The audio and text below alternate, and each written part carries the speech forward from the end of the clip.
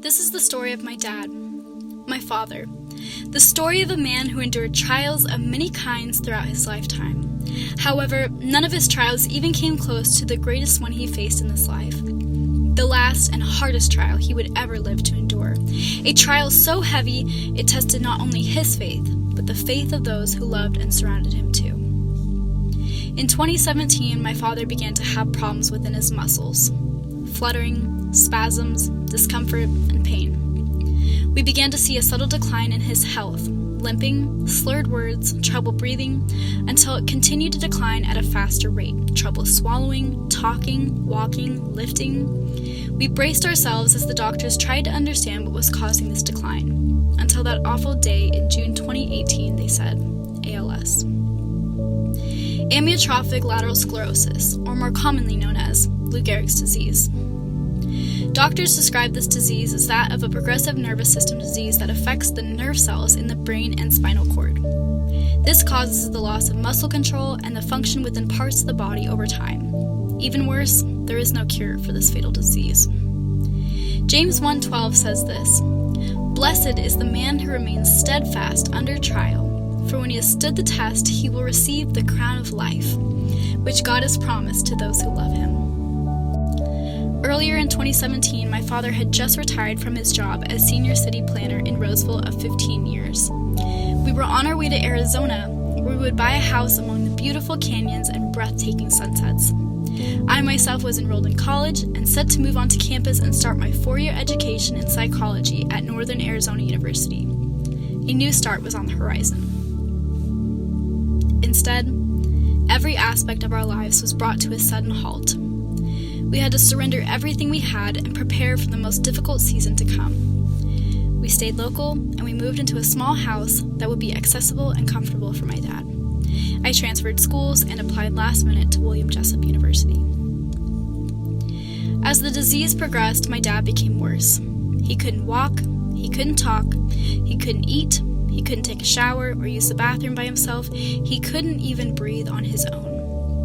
Every part of his daily routine included the need for someone to help assist him, whether this was my mom, me, or the caregiver we eventually had to hire as it became too hard for us to handle on our own. During this time, we had pastors, friends, church counselors, and neighbors visiting with us and praying for my dad.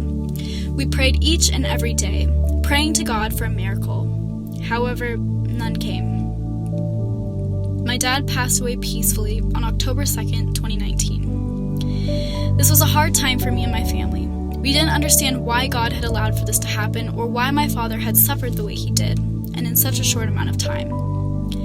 We still don't understand, and we miss him more each and every day. However, while we still may not know, we do have peace, as we recognize that he is no longer suffering, but worshiping his Father in heaven, playing his bass and full of joy, crowned with the crown of life.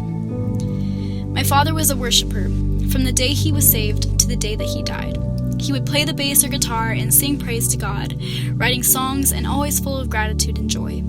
And when he could no longer play anymore, he generously passed on his guitar to his sister to encourage her in her worship and musical interests.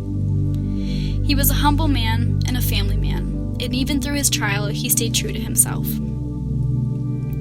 While many would have cursed God or had a heart of hatred and self-pity, my father was the most humble, the most gentle, and the most gracious. He had a wooden cross that one of our friends gave him, of which he clung tightly to every minute of every day. He never lost hope. He may have lost hope in a continued life on earth, but he knew where he was going, and he wasn't scared. He was going to keep on living, but in heaven with his Savior and King. I admire my dad, and I miss him, but I will never forget the impact he had in my life and on others. He is the very definition of staying steadfast under trials. Even his name, Stephen, means crowned one, of which he most certainly was, for he stood the test of his trial, and he put his hope in the Lord. No matter what trial or tribulation we face in this life, we cannot give up. We have to remain steadfast, humble, and endure.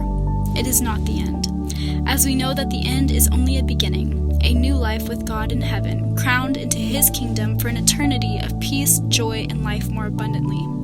So I say to each and every one of you, remain steadfast and give all you have to God, for this is not the end. It is just the beginning.